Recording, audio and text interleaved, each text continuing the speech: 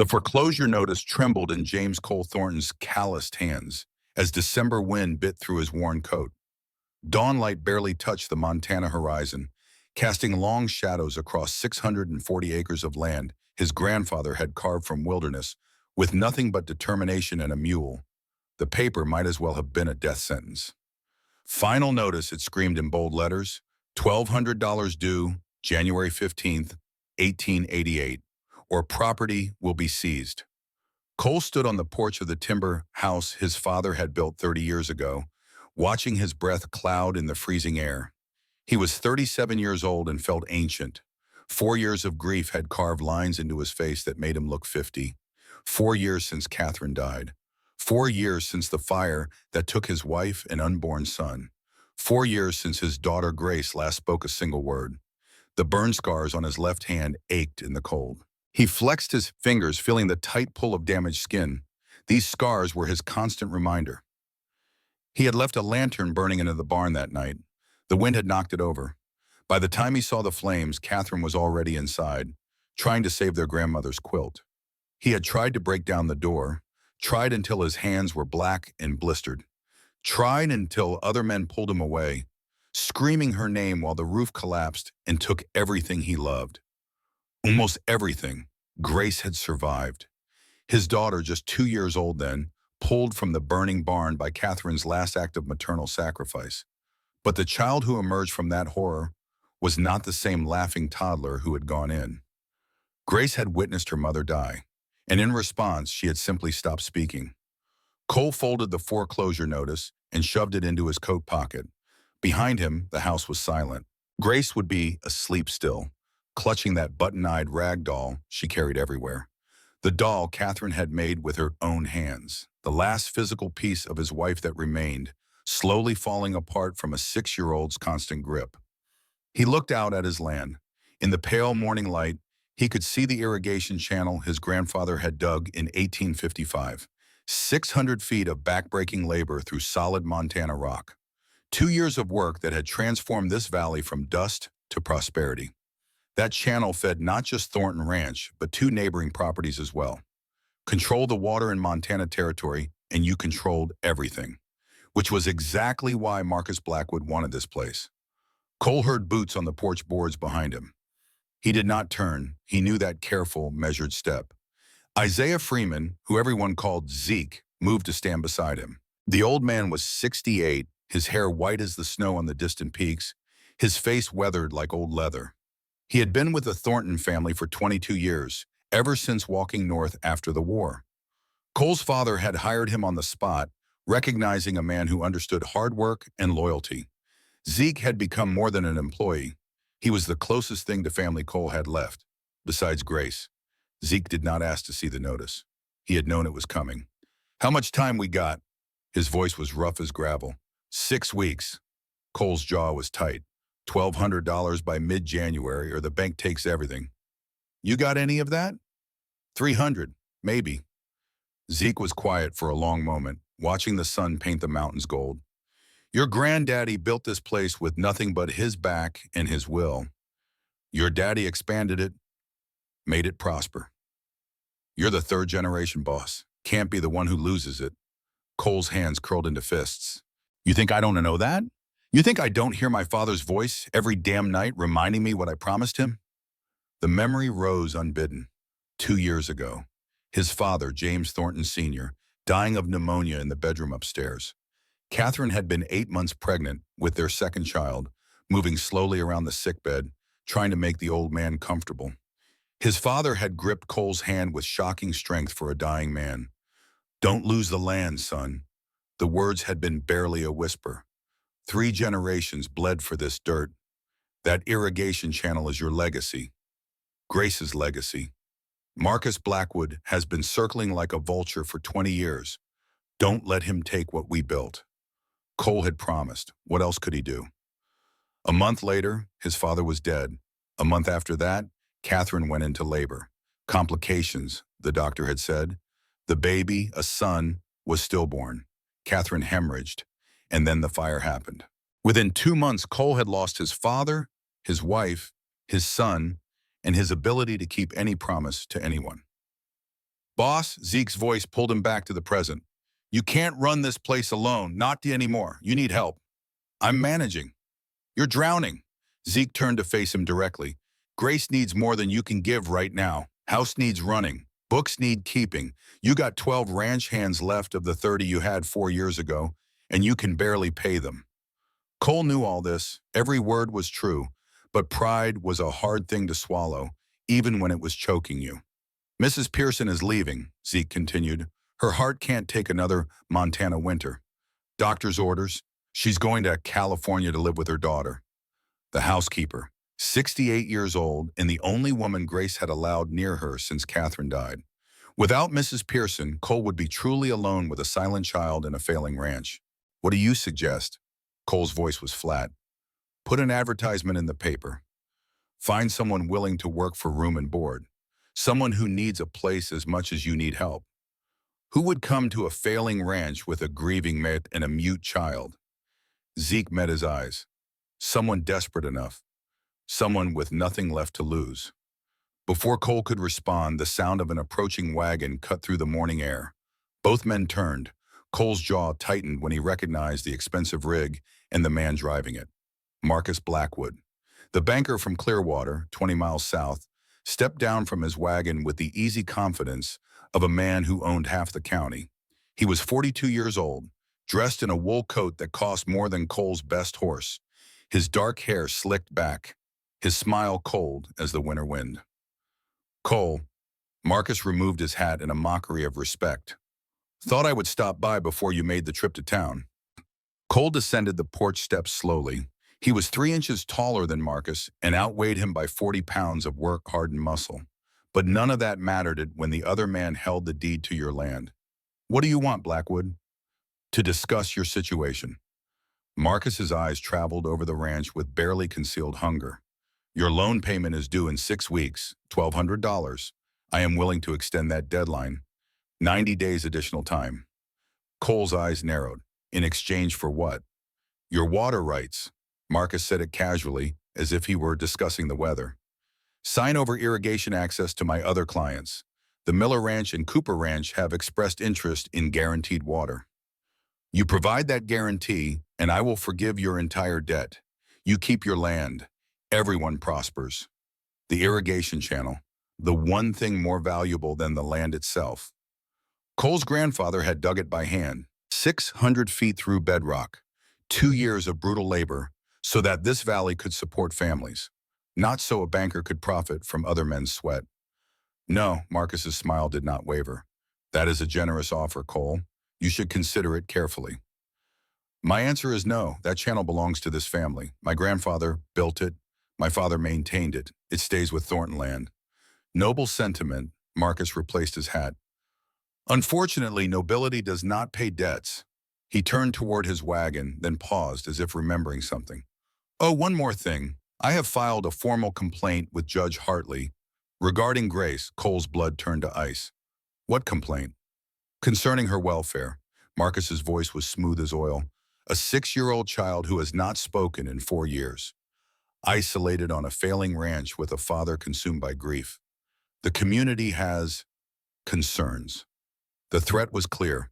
Marcus was not just coming for the land. He was coming for Cole's daughter. If the court determines that Grace requires institutional care, or perhaps a more stable guardian, then so be it. The law must protect children, even from their own fathers.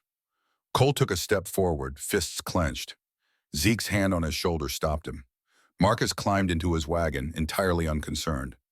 Think about my offer, Cole. You have 6 weeks. After that, I will own this ranch one way or another. The wagon rolled away, leaving Cole standing in the frozen yard with rage burning in his chest and fear coiling in his gut. Marcus Blackwood had been trying to acquire Thornton land for 15 years, first by proposing to Catherine before Cole had. She had refused him, choosing Cole instead. Marcus had never forgiven either of them. When Catherine died, Cole had thought the obsession might fade. He had been wrong. If anything, it had intensified.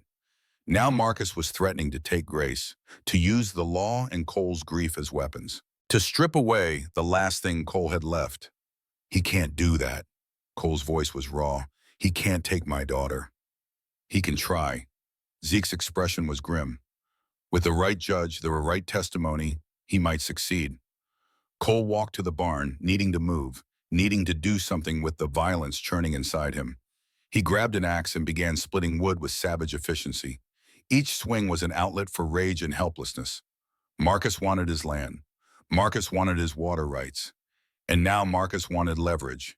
And Grace was the perfect tool. The axe bit deep into the wood. Again, again, again, until his shoulders burned and sweat froze on his back and he could not swing anymore. He sank onto a log, the axe falling from his hands. He pressed his palms against his eyes. Catherine's face rose in his memory. Her smile, her laugh, the way she had looked at him like he was worth something. The way she had died screaming his name while he stood helpless on the wrong side of a burning door. "Boss." Cole did not look up. Zeke sat beside him on the log. "You need to make a choice. You can keep trying to carry this alone and watch it all crumble, or you can swallow your pride and accept help." "From who?" "From whoever is willing to give it." Cole looked at the old man. Zeke's eyes held wisdom earned through decades of hardship. He had been a slave until the war ended, had fought for the 54th Massachusetts Infantry, had walked through fire and blood to earn his freedom. If anyone understood impossible choices, it was Isaiah Freeman. "Put the advertisement in the paper," Zeke said quietly. "Find someone to help with Grace in the house, someone to help you fight Marcus. You can't win this battle alone." Cole wanted to argue, wanted to insist he could manage. But sitting there in the cold barn with 6 weeks until foreclosure and Marcus threatening to take his daughter, he could not summon the lie. "And if no one comes, then we find another way. But you got to try, boss, for Grace, if not for yourself." That night, Cole sat in his study with pen and paper. The words came harder than any physical labor he had ever done.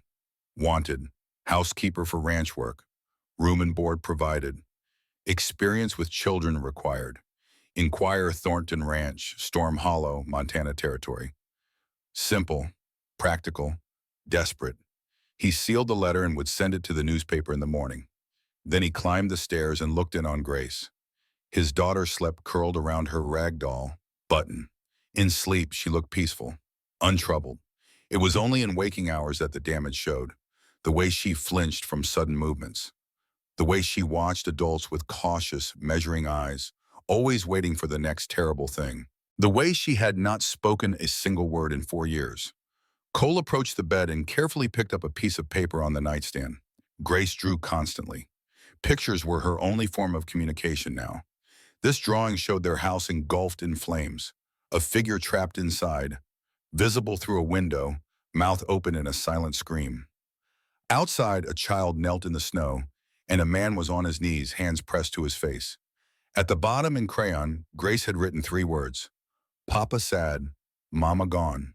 Who help?" Cole's hands shook as he set the drawing down. His daughter was crying out for help in the only way she knew how, and he had no answer to give her. He left the room and descended to the kitchen, where Mrs. Pearson was packing her belongings. The elderly woman looked up with sympathy in her weathered face. "I am sorry, Mr. Thornton. If my heart were stronger, I would stay."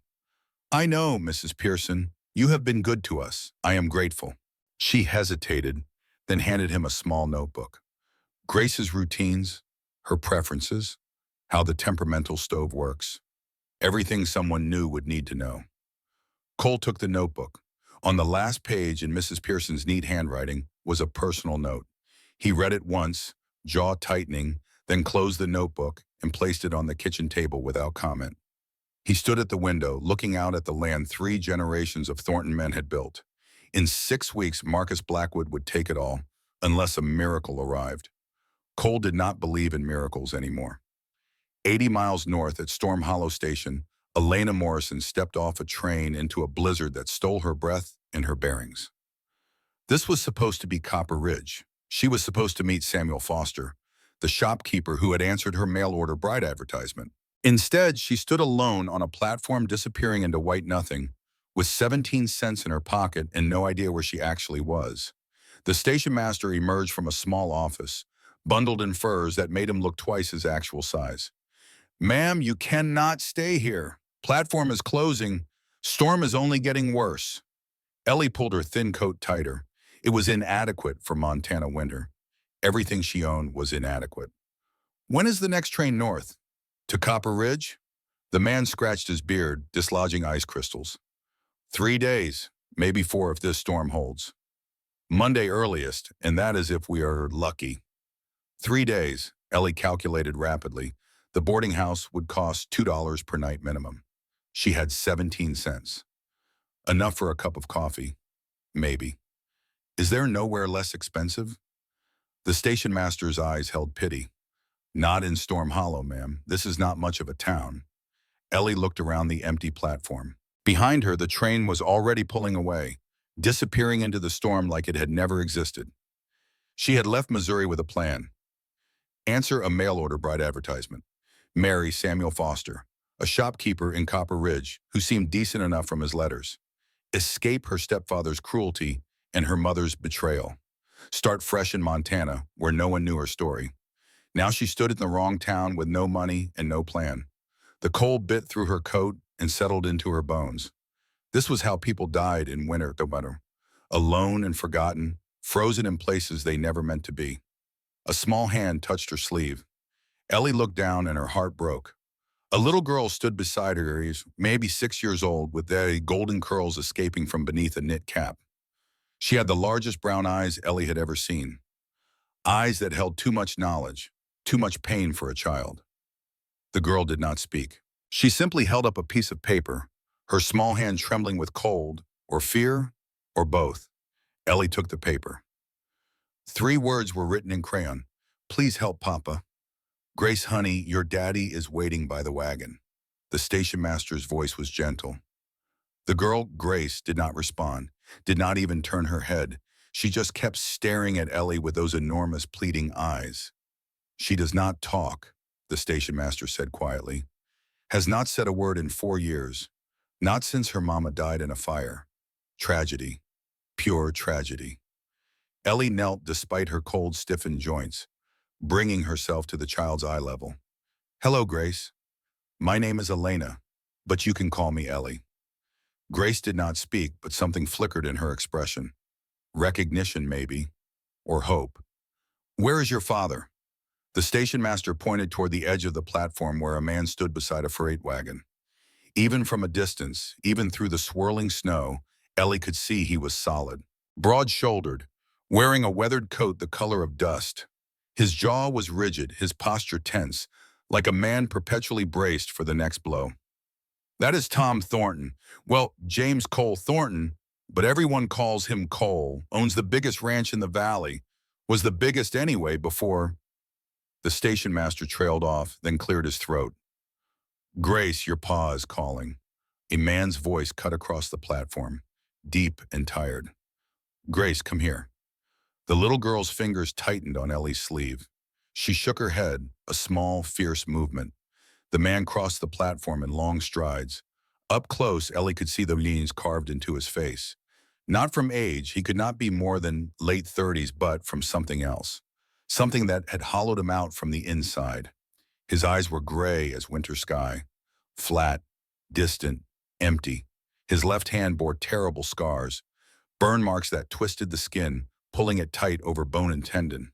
Grace, I said come. The child pressed closer to Ellie's side. Cole Thornton's jaw worked. I apologize, ma'am. She does this sometimes. Latches onto strangers, especially women, looking for something she cannot find. His voice held no warmth, just exhaustion and resignation. This was a man who had given up on hope. I am Margaret Hayes, Ellie said, straightening but keeping one hand on Grace's shoulder. I got off at the wrong station. I was supposed to reach Copper Ridge. I heard. Cole glanced at the station master. Next train is Monday? If the storm breaks. You got money for the boarding house? The question was direct, almost rude, but Ellie appreciated the honesty more than false sympathy. No. Something flickered across Cole's face. Understanding, perhaps. One survivor recognizing another. Mrs. Pearson quit yesterday. My housekeeper. Left me without help right before the worst of winter. Grace needs someone to cook, watch her while I work, help with accounts. 3 days until your train. I will pay fair wages plus your ticket north. Room and board included. It was not charity. It was a transaction. That made it easier to accept. It is not charity, Cole continued, as if reading her thoughts. I need the help. You need the money. 3 days. Ellie looked down at Grace. The child was nodding vigorously, hope blazing in those brown eyes. Please help, Papa, the paper had said. This little girl had somehow known that Ellie needed saving just as much as her father did. I accept. The wagon ride to Thornton Ranch took nearly an hour. Cole drove in silence, his eyes fixed on the road ahead. Grace sat between them, pressed against Ellie's side like she had known her for years instead of minutes. The girl's hands never stopped moving. She traced patterns on Ellie's coat, touched the buttons, felt the weave of fabric, taking in the world through her fingertips since her voice had abandoned her. How long has she been silent? Ellie asked quietly. Cole's hands tightened on the reins. 4 years, since the fire that killed her mother. I am sorry. Everyone is sorry. His voice was bitter. Sorry does not bring people back. Ellie fell silent. She understood that particular bitterness, had tasted it herself when her father died. When her mother chose a cruel man over grief, when the world kept spinning like loss meant nothing. Mrs. Pearson has been with us since before Grace was born, Cole said after a long while. She is 68. Her heart is giving out. Doctor said she needs rest, warm climate. Her daughter lives in California. So she left. I told her to go, told her we would be fine. But they were not fine. That much was painfully clear. The ranch emerged from the snow like something from a painting. A large 2-story house built of timber and riverstone. Smoke rose from the chimney. In the distance, barns and corrals held cattle that huddled against the cold. It should have been welcoming. Instead, it felt abandoned, like something waiting to die. It is beautiful, Ellie said, because it was, or would be, with care. It was my father's. His father's before that. Thorntons have worked this land for 3 generations. Cole pulled the wagon to a stop. 640 acres if I can hold on to it. Before Ellie could ask what he meant, the front door swung open. An older black man stepped onto the porch, his face weathered like old leather, white hair cropped close to his skull.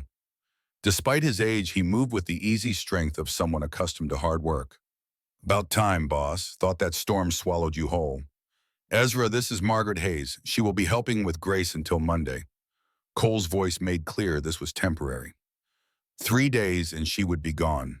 The old man, Ezra, looked at Ellie with sharp, intelligent eyes. He had seen decades of hardship, had survived things most people could not imagine. And in his expression, Ellie saw evaluation. Not judgment, but the careful assessment of someone deciding if she was worth trusting. Ma'am, he tipped his hat, I am Isaiah Freeman. Everyone calls me Zeke.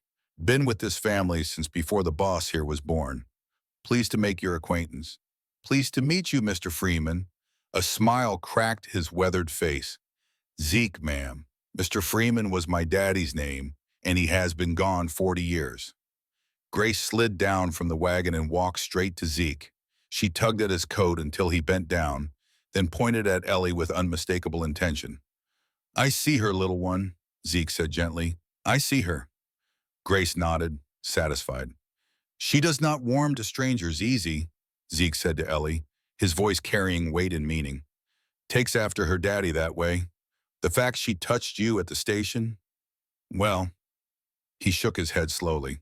That means something. She is just a child looking for comfort.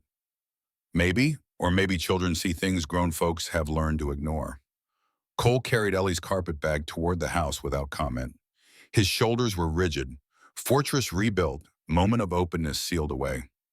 Ellie followed Grace inside and her breath caught. The house was beautiful and broken. Expensive furniture sat beneath layers of dust. Curtains stayed drawn against the daylight. A grandfather clock in the hallway had stopped at 3:47. Ellie wondered if that was when the fire happened. When Catherine Thornton died, when time itself stopped mattering to this family. Cole gave her a tour with words that held no feeling. Kitchen, pantry, Grace's room is upstairs, second door on the left. Yours is across the hall. Mrs. Pearson left notes about meals and routine. He set her bag down in the guest room. I take supper at 6. Grace eats earlier. She does not like crowds. Crowds? More than 2 people at the table. His voice was matter-of-fact, as if this were normal. The ranch hands eat in the bunkhouse. Zeke joins sometimes. I would rather he did not, but he has earned the right to do as he pleases. And you? Cole's eyes met hers for the first time since the station. Something flared there. Anger, maybe, or recognition. I eat alone when I can. That sounds lonely. Loneliness is safer than the alternative, Mrs. Hayes. He left before she could respond. Ellie stood in the guest room, hand pressed to her chest. She had known men like Cole Thornton before, men who would rather drown than admit they needed someone to pull them out. But there was something about the way he had looked at her, something desperate beneath the carefully maintained distance. A soft knock on the doorframe. Grace stood there clutching her worn rag doll with button eyes and yarn hair. She held up the doll for Ellie to see. Who is this? Ellie knelt so they were eye level. Grace pointed to a name stitched on the doll's dress. Button. Button, that is a lovely name. Did your mama make her? Grace nodded, her eyes filled, but no tears fell. She must have loved you very much. Another nod. Grace held the doll close and Ellie saw it.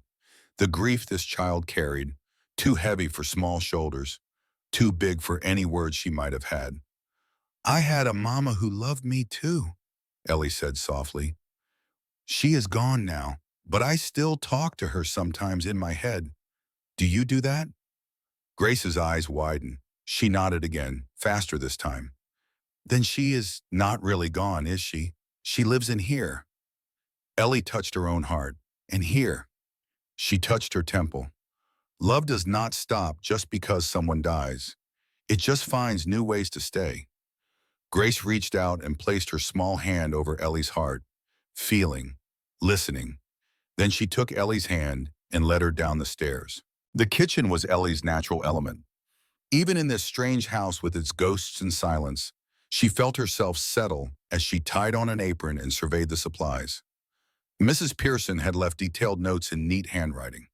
Grace's favorite foods, Cole's preferences, where everything was stored, how the temperamental stove worked.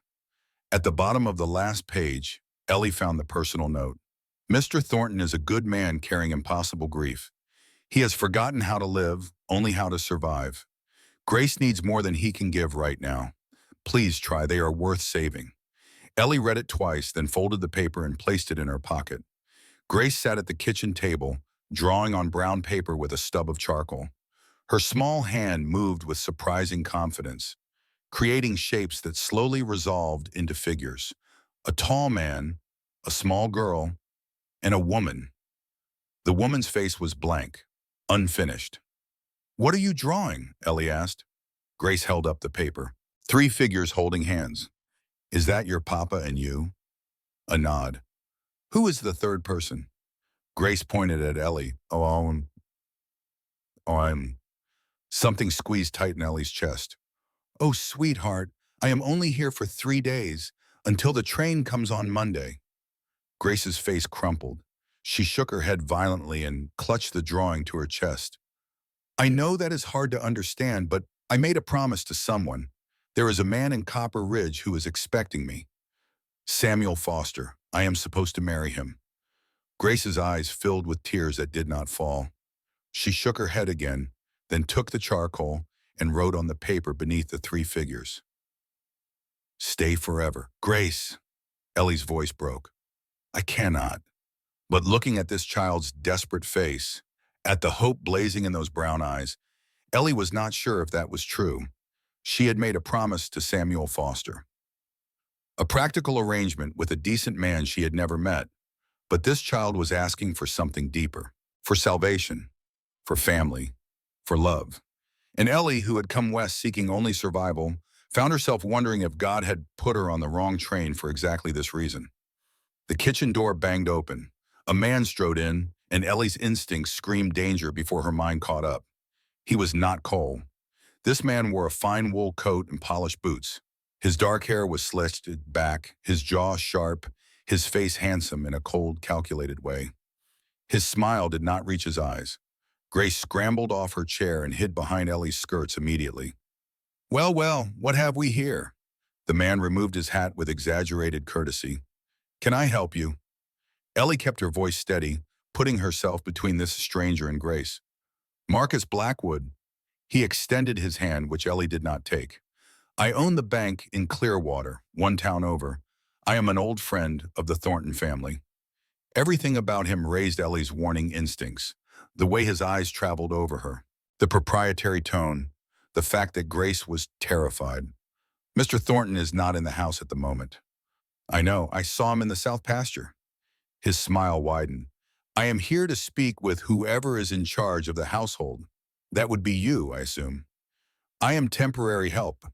Mrs. Pearson left yesterday." "Ah, yes." Elizabeth finally saw sense. He moved closer, and Ellie resisted the urge to step back. "And where did Tom find you?" "Thornton, and I believe his name is Cole, not Tom." Marcus waved dismissively. "James Cole Thornton. His father called him Cole. I prefer Tom. We go back many years." "The train station," Ellie said, answering his original question. "The storm delayed me." "A mail-order bride." His eyebrows rose with false interest. "Going to marry some stranger, sight unseen? How desperate you must have been." Anger flared in Ellie's chest. "Is there something you needed, or did you just come to insult me?" The smile flickered. This man was not accustomed to push back. "I came to remind Tom that his loan payment is due next week. $1,200, the full amount. No more extensions." He pulled on his gloves with deliberate slowness. "This ranch has been in his family for 3 generations. Would be a shame if he lost it over something as vulgar as money. I am sure Mr. Thornton is aware of his obligations." "Is he?" "Tom has been distracted since Rebecca died. Catherine, I mean. Rebecca Catherine. I never could decide which name suited her better." Something ugly flickered in his eyes. "She was a beautiful woman. Could have had anyone. She chose Tom. I never understood why." The door opened again. Cole stood in the frame, snow dusting his shoulders, his face carved from stone. When he spoke, his voice was deadly quiet. "Get out of my house, Blackwood." Marcus raised his hands in mock surrender. "Just making a friendly visit, Tom. Reminding you about next week." "I have not forgotten." $1,200, not a penny less. Blackwood moved toward the door, pausing beside Cole. He lowered his voice, but Ellie still heard every word. "You could make this all go away. Sell me the ranch. Take the girl somewhere warm. Start over. This is my home. Was your home. Now it is a debt you cannot pay." Blackwood placed his hat on his head. "Think about it. I am not an unreasonable man." He left. The door closed behind him. Cole stood motionless, fists clenched at his sides. The silence was thick enough to cut. "That man," Ellie started, her voice careful, "is a snake who has been trying to buy this land for 15 years. Cole's voice was flat, emotionless, a defensive wall. "He wanted to marry Catherine. She chose me instead. He has never forgiven either of us." He mentioned a loan. "Bad winter 2 years ago. Lost half my herd. Borrowed to rebuild." Cole moved to the window, staring out at the falling snow with his back to her. "I will make the payment. I always do. He just likes reminding me that he holds the paper." Grace emerged from behind Ellie. She crossed to her father and slipped her hand into his. Something in Cole's face softened. Not much, just a crack in the armor. He knelt and pulled his daughter into an embrace. "I am sorry you had to see that, little one." His voice gentle for Grace in a way it never had for anyone else. "Mr. Blackwood will not bother you again." Grace pulled back and pointed at Ellie. "What about her?" Cole's jaw tightened. "Mrs. Hayes is leaving in 3 days. She has somewhere else to be." Grace's face crumpled. She pulled away from her father and ran upstairs. A door slammed. Cole stood slowly. He did not look at Ellie. "Supper at 6. Then he walked out, leaving Ellie alone in the kitchen with her racing thoughts and the terrible weight of a child's desperate hope pressing against her heart like a stone she could not swallow. Evening fell blue and cold over Thornton Ranch. Ellie prepared supper with hands that knew their work, even in an unfamiliar kitchen. Beef stew, biscuits, preserved peaches from the pantry. Simple, practical food that filled the house with warmth and the kind of smells that meant home. Grace crept downstairs as the sun faded, her eyes red from crying, but dry now. She climbed onto her chair and watched Ellie cook with something like wonder in her expression. "Would you like to help?" Ellie asked. Grace nodded eagerly, sliding off the chair. "Here, stir this for me, slowly so it does not splash." Ellie guided Grace's small hand around the wooden spoon. The girl's face transformed. Concentration replaced grief. Purpose replaced pain.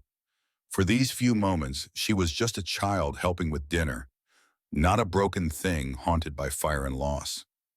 "You are doing beautifully," Ellie said. "Your mama would be proud." Grace looked up at her. Her mouth worked, forming shapes. For a heartbeat, Ellie thought she might speak. But the moment passed. Grace returned to stirring, silent as always. Zeke appeared in the doorway. He watched them for a long moment, something unreadable crossing his weathered face. "Smells like heaven in here," he said finally. "Been a long time since this kitchen smelled like that. I hope you will join us for supper." "I appreciate the offer, ma'am, but I usually eat in the bunkhouse with the hands." "Please," Ellie met his eyes. "Grace could use the company, and I would like to hear about this place, the history." Zeke glanced at Grace.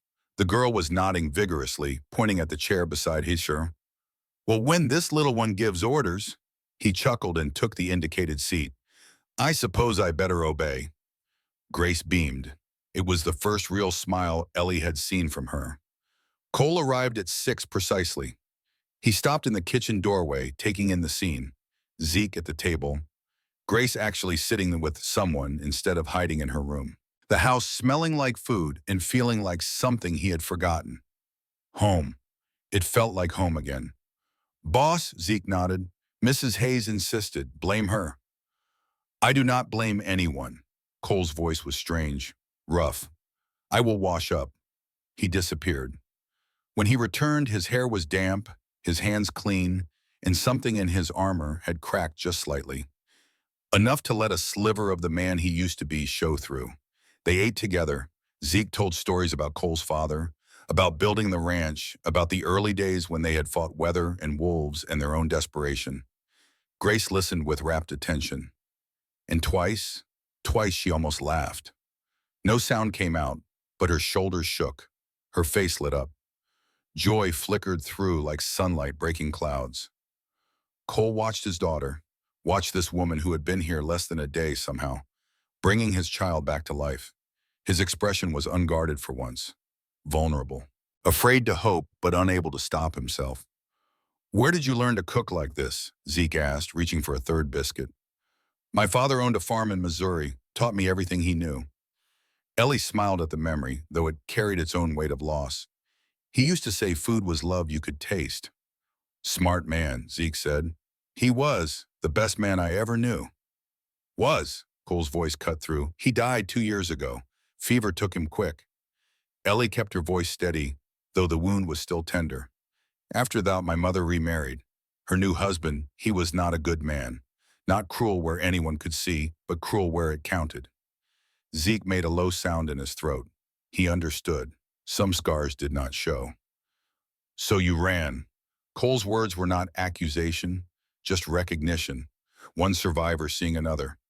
"I chose different. There is a difference between running from fear and choosing something better."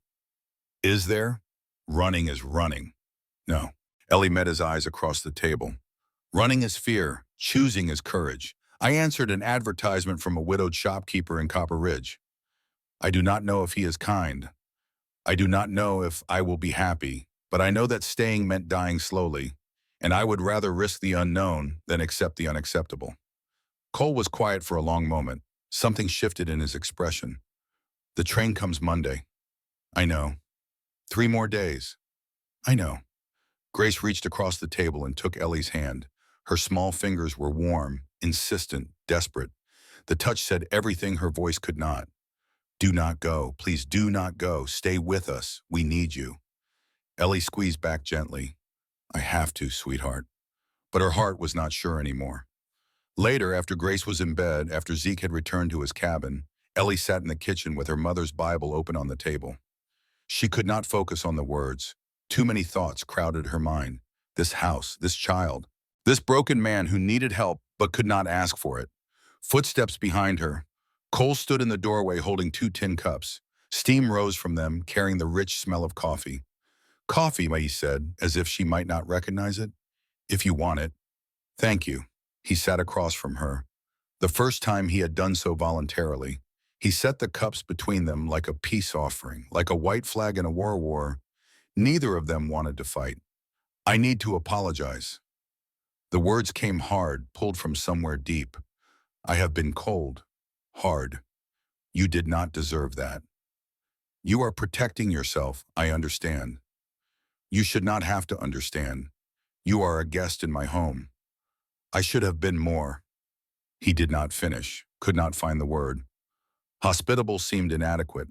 Kind seemed impossible. Human seemed too far out of reach. You are more than a guest.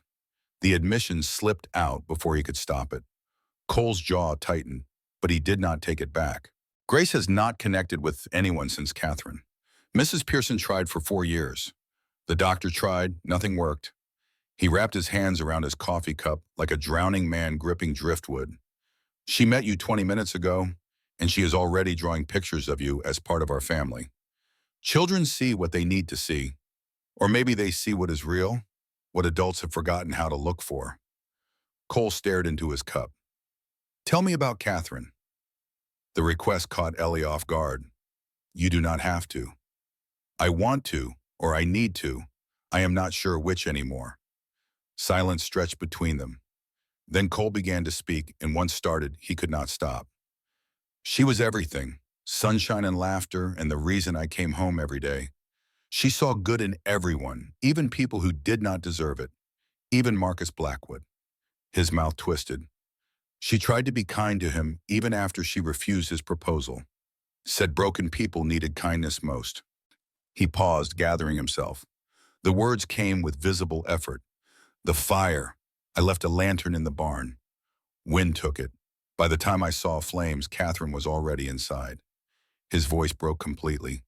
She got Grace out, went back for something. The roof came down.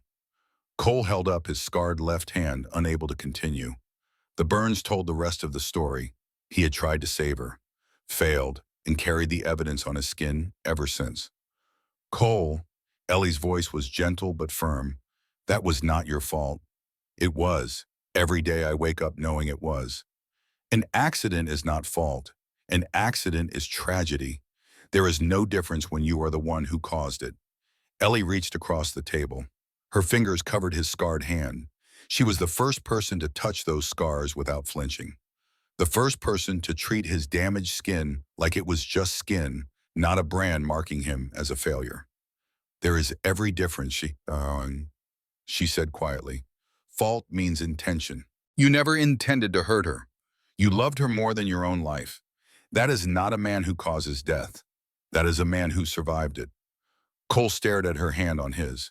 His whole body trembled with something too big to name, too dangerous to acknowledge. Why are you here? He asked finally. The question held layers. Why Storm Hollow Station? Why his kitchen at midnight? Why touching a stranger like she actually cared? Wrong train. I do not mean Storm Hollow. I mean here, in my kitchen, touching me like I am not broken beyond repair. Ellie met his eyes. Because I recognize you. I have been you, standing in the ashes of everything you loved, wondering if it is worth rebuilding. She took a breath. And because your daughter handed me a piece of paper at the train station that said 3 words, please help Papa. Cole's face crumpled. For just a moment, the fortress fell completely, and Ellie saw the broken man inside. Saw the grief and guilt and desperate loneliness he had been carrying alone for 4 years. Then he rebuilt it, pulled his hand away, stood. Monday, he said, his voice thick. The train comes Monday. I know. He left without looking back. Ellie sat alone in the kitchen with her hands still warm from touching his skin and her heart still aching from his pain. 3 days. In 3 days, she would leave this house, leave this broken man and his silent daughter, get on a train to Copper Ridge and marry Samuel Foster. A decent man, a safe choice, a practical arrangement. But as she climbed the stairs to bed, she passed Grace's room. The door was cracked open. Moonlight fell across the bed where the girl slept, clutching button, her face peaceful for the first time.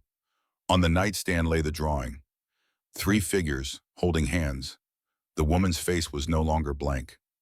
Grace had given her Ellie's face, and beneath it, in careful crayon letters, "Stay forever." Ellie closed her eyes and prayed, "Oh Lord, what have you done?" She had come west seeking survival. Instead, she had found something far more dangerous. She had found hope. Morning came too bright. Ellie woke to the smell of coffee drifting up the stairs. For a moment, she forgot where she was, forgot the wrong train and the broken family and the impossible choice that was forming in her chest like a fist squeezing her heart. She dressed quickly and descended to find Zeke at the stove, flipping flapjacks with practiced ease. "Did not expect you to cook," she said. "Did not expect to be cooking." He grinned over his shoulder. But the boss rode out before dawn to check the north fence line. Storm damage, and this little one here was hungry. Grace sat at the table, feet swinging, watching Zeke with adoring eyes. When she saw Ellie, her whole face transformed. She scrambled off her chair and ran, throwing her arms around Ellie's waist in a fierce embrace. "Good morning, sweetheart." Ellie stroked the girl's golden curls. "Did you sleep well?" Grace nodded against her stomach, then pulled back and tugged Ellie toward the table, pointing insistently at the chair beside her own. "I believe you have been assigned a seat," Zeke said. "Best not argue with the boss lady." They ate breakfast together. Zeke told stories about the ranch's early days, about Cole's grandfather wrestling a mountain lion, about the first winter when they had survived on nothing but hope and stubbornness. Grace listened with rapt attention, occasionally reaching over to touch Ellie's hand, as if reassuring herself that she was still there. When the meal finished, Grace disappeared upstairs and returned with a worn leather book. She placed it in Ellie's lap and pointed. "What is this?" Ellie opened it carefully. The pages were filled with letters and words, but they were not printed. They were raised. Braille. "Is this Braille?" Grace nodded eagerly. "Your mama was teaching you to read this?" A shake of the head. Grace pointed at herself, then mimed writing. "You want to learn to write it?" Vigorous nodding. "I do not know Braille, sweetheart. I am sorry." Grace's face fell, but only for a moment. She took Ellie's hand and ran her fingers across the raised dots, showing her the patterns, demonstrating without words what she wanted them to learn together. "You want us to learn together?" The smile that broke across Grace's face was worth more than any answer. Zeke watched from the doorway. When Ellie caught his eye, he shook his head slowly. 4 years, he said quietly.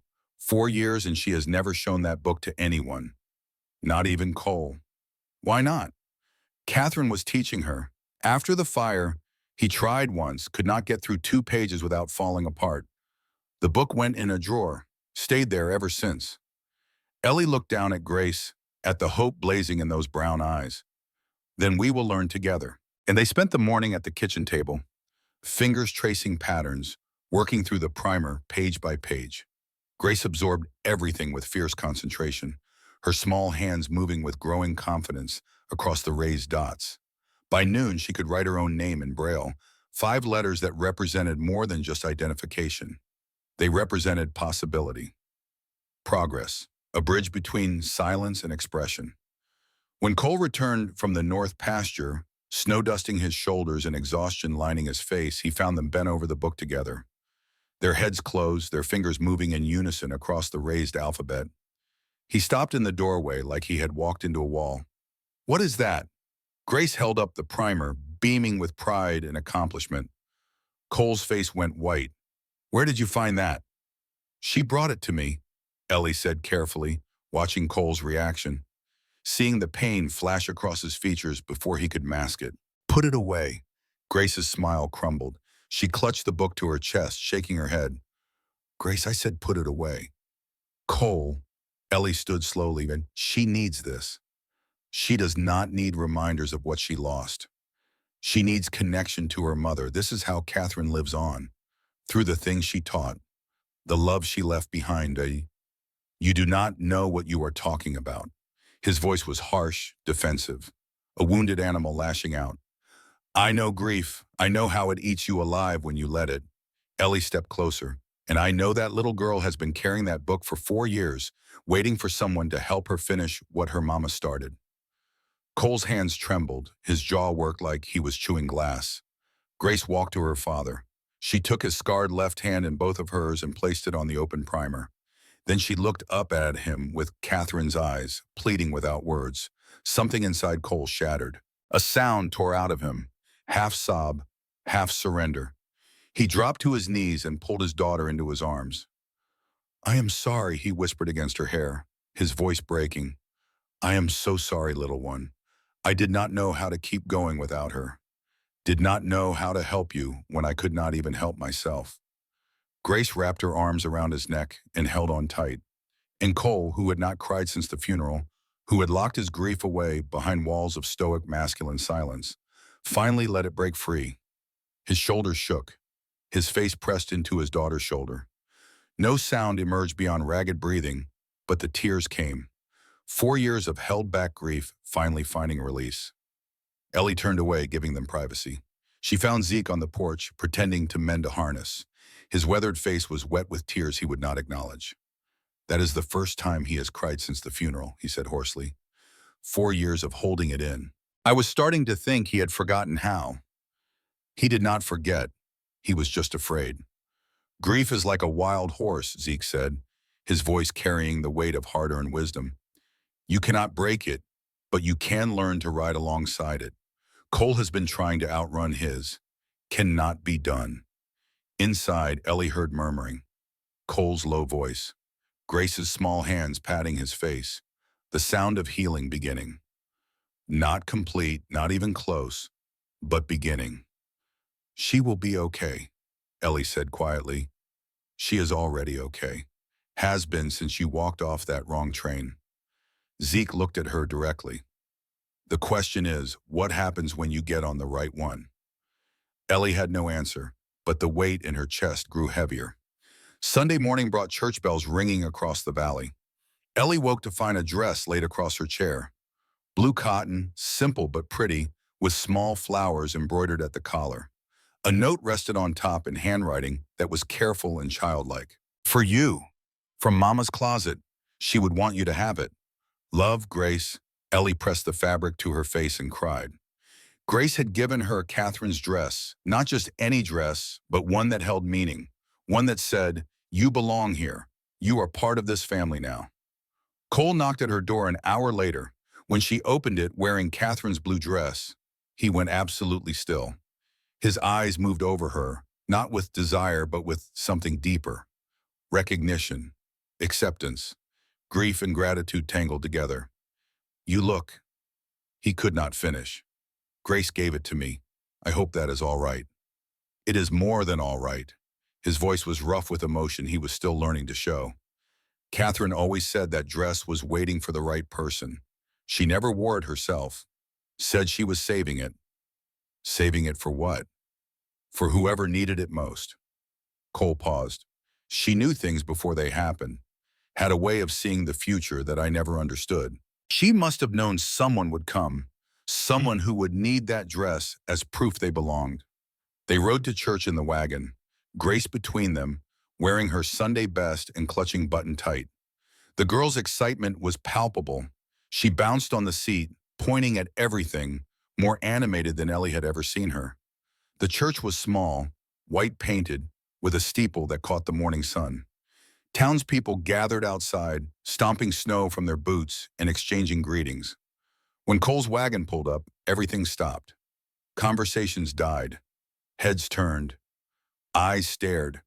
4 years since Cole Thornton had stepped inside these doors. And now he was here with a strange woman wearing his dead wife's dress. The gossip would be vicious. Pastor Daniel Cross broke the tension, striding forward with his hand extended. He was perhaps 55, with kind eyes and a gentle manner that put people at ease. "Cole, Mrs. Hayes, welcome." His voice carried genuine warmth. "Welcome." They walked inside together. Grace held Ellie's hand on one side and her father's on the other, head high, unashamed, claiming her place in this new configuration of family. The service was simple, familiar hymns, scripture about faith and perseverance. Pastor Cross spoke of hope reborn, of winter giving way to spring, of God's tendency to work through unexpected circumstances. Ellie felt the words settle into her bones like they had been written specifically for her journey. Afterward, people approached. Most were kind, curious, but welcoming. A few kept their distance, clearly unsure what to make of the mail-order bride who had somehow landed in Cole Thornton's house.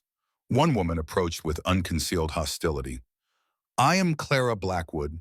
She did not extend her hand. "Marcus's sister, and I know who you are. The whole town knows." Her smile was sharp as broken glass. The desperate widow who could not find her own way. "How convenient that you ended up at Thornton Ranch instead of your intended destination." Ellie felt Cole stiffen beside her. "It was an accident. The storm caused my train to stop at the wrong station." "Was it?" Clara's eyes glittered with malice. "Marcus says you seemed very comfortable at the ranch when he visited. Very settled in. Almost like you had been there longer than a single day."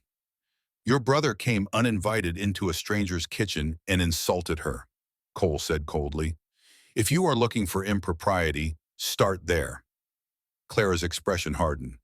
"I am simply concerned for the child, Cole. We all are. Grace needs stability, not a parade of desperate women hoping to catch a wealthy widower." "I'm not trying to catch anyone," Ellie started, but Clara cut her off. "We all know what you are. Your kind is not welcome in decent society. Whatever you think you are doing here, it will not work." Cole knows where his loyalties should lie. She swept away before anyone could respond. But the damage was done. People had heard. Eyes that had been merely curious now held judgment. Cole's hand found Ellie's elbow, steadying, supportive, a silent declaration that he stood with her, not against her. Across the churchyard, Marcus Blackwood watched everything. His expression was calculating, cold. He had seen the dress, seen Cole's hand on Ellie's elbow, seen Grace's embrace, and he was taking notes, building his case, preparing his attack. Grace tugged at Ellie's other hand. The girl's face was troubled. She had understood more than adults might think. Children always did. Ellie knelt so they were eye level. "Do not worry about mean people, sweetheart. They are only mean because they are unhappy inside. Happy people do not need to hurt others." Grace considered this.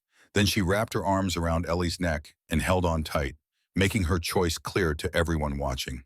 Over the girl's shoulder, Ellie saw Marcus Blackwood's face twist with something ugly. Rage, jealousy, calculation. He had lost this round, but the war was far from over. Monday arrived like a death sentence. Ellie woke before dawn, listening to the house breathe around her. Outside, she heard horses moving in the corral, cattle lowing in the distance. The ordinary sounds of ranch life continuing, regardless of the choices being forced upon the people living it. Her carpet bag sat by the door, packed and ready. Her train left at noon. She would return to Storm Hollow Station, board the train to Copper Ridge, and marry Samuel Foster. The plan she had made weeks ago when she was still in Missouri, still desperate to escape her stepfather's house, still believing that any future was better than the present. But she had not counted on Grace, had not counted on Cole, had not counted on feeling more at home in 3 days among strangers than she had in 28 years with her own blood. She dressed in her traveling clothes, the worn practical dress she had arrived in. Catherine's blue dress hung in the closet, waiting. Ellie could not bring herself to pack it. It belonged here, in this house, waiting for the next woman who needed permission to stay. Downstairs, the kitchen was cold. No fire in the stove, no coffee brewing, no sounds of morning routine. She built the fire herself, put water on to boil, found flour and lard, and began making biscuits. Because cooking was easier than thinking. Action was easier than choice. The kitchen door opened. Grace stood there in her nightgown, bare feet on the cold floor, face swollen from crying. She had been awake all night. The evidence was written in every line of her small body. "Oh, sweetheart." Ellie crossed to her, lifting her up. "You will freeze." "Where are your slippers?" Grace pointed toward the packed carpet bag by the front door. A silent accusation. "You are leaving." "I have to, Grace. The train comes at noon. I made a promise to Mr. Foster in Copper Ridge." Grace pressed her hand over Ellie's mouth, stopping the words. Then she pointed at her own heart with fierce insistence. "You promised him, but your heart promised us." The truth of it hit Ellie like a physical blow. She had made a promise to Samuel Foster. Yes, a practical arrangement based on letters and mutual need. But in 3 days, she had made a different kind of promise to this child and her father. An unspoken commitment that ran deeper than any written agreement. I know, Ellie whispered. I know, baby. But sometimes grown-ups make promises before they understand where they really belong. Grace shook her head violently. She pulled Ellie toward the kitchen table and grabbed a piece of paper and crayon. She drew with angry, desperate strokes. 3 figures again. Cole, Grace, and Ellie. But this time the woman figure was walking away, getting smaller in the distance. Cole and Grace stood together, holding hands, watching her go. Underneath, in careful letters, Grace had written one word. Why? Just that. Why? The simplest question with the most complicated answer.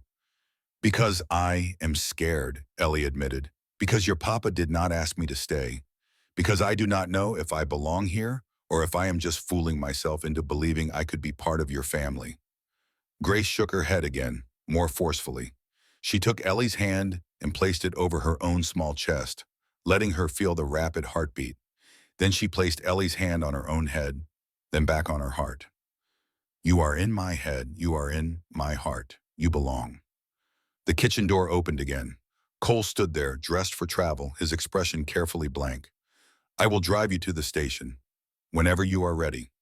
He could not look at her, could not look at his daughter in her arms. If he did, the walls he had rebuilt would crumble again. The horses are hitched, he continued, his voice flat and dead. We should leave by 11 to make the noon train. Take your time with breakfast. He was gone before she could respond. Ellie held Grace while the child sobbed silently against her shoulder. No sounds emerged, just shaking shoulders and hot tears soaking through fabric. The kind of grief that went too deep for noise. Zeke appeared in the doorway. He took in the scene with his sharp eyes and shook his head. Heard you are leaving today. Ellie could not speak, just nodded. Shame. He moved to the stove and salvaged what he could of breakfast. That girl has been waiting 4 years for someone to come back. Going to be hard watching another woman walk away. The words hit their target. Ellie flinched. I am not her mother. No, but you could be. Zeke turned to face her fully. Some things in life happen by accident. Wrong train, wrong station, wrong time. But maybe that is just God's way of putting right what we would mess up on our own. I made a promise to a stranger. Made for survival. Nothing wrong with changing your mind when circumstances change. What about my word? What about honor? Zeke set down his spatula. His voice was quiet but fierce. Let me tell you something about honor, Mrs. Hayes. I spent 30 years as a slave. 30 years being told honor meant obedience. Meant staying where I was put. Meant keeping promises I never made. He met her eyes. Real honor is not about keeping your word to strangers. It is about keeping faith with what is right. And what is right is that little girl upstairs. What is right is that man out there who is so scared of losing again, he cannot ask you to stay. What is right is family that needs you. Ellie wanted to argue, wanted to insist she had made a commitment. But holding Grace while the child trembled with silent sobs, she could not summon the words. At 10, a wagon pulled into the yard. Ellie looked out the window and felt her stomach drop. Marcus Blackwood stepped down, brushing snow from his expensive coat. But he was not alone. A thin, nervous-looking man climbed down after him. He wore spectacles and a bowler hat that seemed absurdly out of place in Montana territory. Cole emerged from the barn. His posture changed immediately, shoulders squared, hands curling into fists, ready for battle. Do not know what business you think you have here, Blackwood. I am just the escort, Cole. Marcus's smile was poison wrapped in silk. This gentleman came a long way to find his bride, Mr. Samuel Foster from Copper Ridge. I thought I would save him the trip to Storm Hollow. The nervous man stepped forward, removing his hat. Mrs. Hayes, Margaret Hayes. Ellie's blood turned to ice. Samuel Foster, her intended husband, standing in Cole's yard, delivered by Marcus Blackwood like a weapon aimed directly at her heart. Mr. Foster, she forced her voice to work. I was coming to you today. The noon train. Yes, well, he clutched his hat like a lifeline. When you did not arrive Saturday, I grew concerned. Mr. Blackwood was kind enough to send word that you had been delayed. He offered to bring me here personally. Marcus had orchestrated this, found her intended husband, delivered him like evidence in a trial, created witnesses to whatever scene was about to unfold. I apologize for the confusion, Ellie said, moving down the porch steps. The storm caused my train to stop at the wrong station. I was stranded.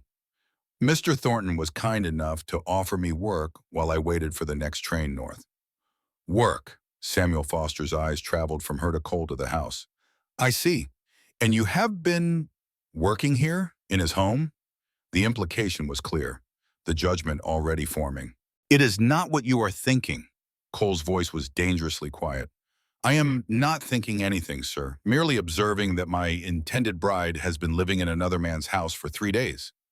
Earning honest wages doing honest work, Cole shot back. There has been nothing improper. Nevertheless, I have come to collect you, Mrs. Hayes. Samuel's voice shook slightly. I have a wagon. We can leave immediately, return to Copper Ridge and proceed with our original arrangement. Grace appeared on the porch. She did not speak, but her presence changed everything. She stood there in her nightgown, button in her arms, staring at Samuel Foster with enormous brown eyes that held both fear and accusation. The child seems upset, Marcus observed with false concern. Perhaps the situation has been more complicated than presented. Shut your mouth, Blackwood. Cole took a step forward. Samuel Foster flinched. I am merely pointing out that strange woman living in your home, clearly attached to your daughter, raises questions about judgment and appropriate boundaries. Cole's fist connected with Marcus's jaw before anyone could react. The banker stumbled back, caught himself on the wagon wheel. Blood dripped from his split lip, but instead of anger, his eyes gleamed with satisfaction. Assault. He dabbed at his mouth with a handkerchief. In front of witnesses. Mr. Foster, you saw that? Samuel nodded nervously. Yes, I saw. And the child, clearly distressed, clearly being exposed to violence in her own home. Marcus straightened his coat. I think Judge Hartley will be very interested in this. A man who cannot control his temper, raising a traumatized child alone, with strange women coming and going. You planned this? Ellie's voice shook with fury. You brought Mr. Foster here specifically to create a scene, to have witnesses to use against Cole. I brought a man to collect his intended bride. What happened after that was Cole's doing. Marcus climbed back onto his wagon. I will file my complaint this afternoon. The judge will hear this case Wednesday. We will see whether Grace is safe in this home or whether she requires more appropriate care. His wagon rolled away, leaving the 4 of them standing in the frozen yard. Samuel Foster looked between Cole and Ellie with confusion and growing distress. Mrs. Hayes, I do not understand what is happening here. I came to Montana for a wife. I am a simple shopkeeper. I do not want trouble. Then go back to Copper Ridge, Foster. Cole's voice was flat, hard, a man barely holding on to control. But we had an arrangement. The arrangement is over. Ellie heard herself say the words before her mind caught up. I am not coming to Copper Ridge, Mr. Foster. I am staying here. The words hung in the frozen air.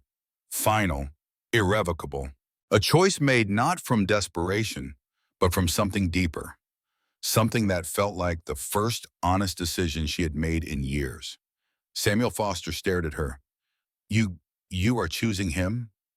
A man you have known 3 days. I am choosing family. I am choosing a child who needs me.